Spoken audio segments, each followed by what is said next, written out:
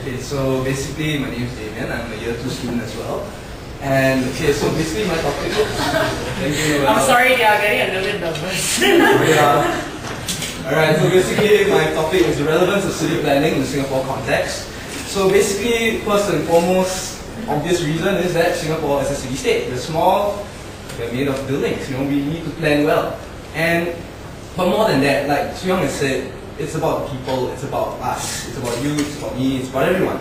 So basically, we are a melting pot society, we're a young country, we are multiracial, multicultural, everyone's different. So we gotta make designs that work, we gotta make designs that allow for us to be able to commingle, to be able to live, work and play well together, according to URA's wonderful plan.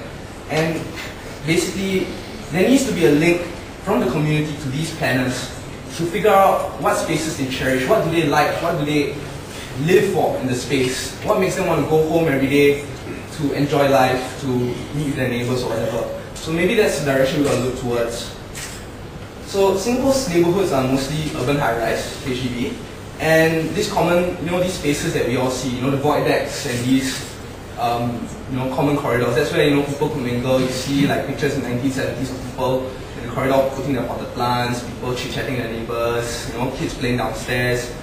So, but in a way, what's happened to that? I mean, for my neighborhood, maybe it's a bit different. I still see my neighbors, chit-chatting. I still sit under my block with a few expat neighbors, and we have coffee and stuff, play chess. But I'm seeing this less and less. I'm seeing this less and less in neighborhoods like Kembangan, Pasir Ris. You don't see it anymore. These spaces are now places where people don't linger. They rush through, they go home, they watch TV. So what's happening to that?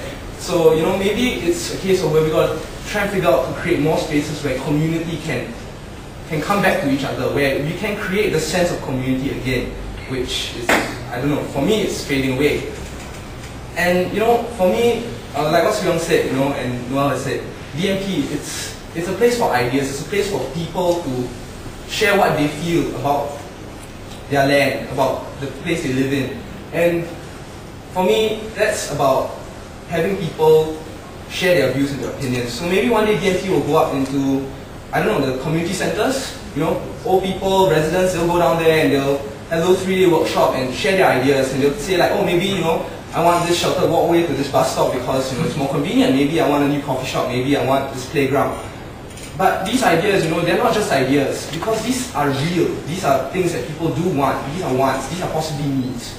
And maybe these things can go up to a high level of management, the URA, and these may become real someday. And isn't that what we would like, to actually shape the way we live?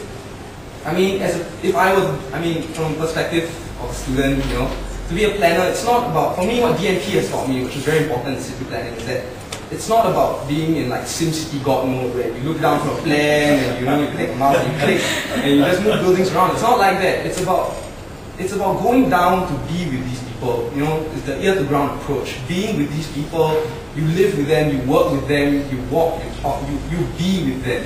You are these people, and then you go back up to the plan view, and then you play God a little bit better. And that's my view of DMP. So that's my view of DMP. So back to Soo Young. Okay, yeah. So that was the commercial break.